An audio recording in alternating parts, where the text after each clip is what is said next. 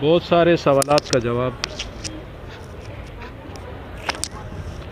ज़मीन पर पड़े हुए ये लोग हैं, गुर्बत की लकीर से नीचे ज़िंदगी गुजारने वाले बेशुमार लोग हैं। ऐसे बेशुमार लोग हैं जो कि दिन भर मांग टांग कर फिर रातों को फुटपाथ पे सो जाते हैं। बेशुमार लोग हैं ऐसे। ये बहुत सारे सवालों का जवाब है। जिन जिन को चाहिए अपने सवालों का जवाब, वो इस वीडियो को देख ले तो उनको उनके सवालों का जवाब मिल जाएगा।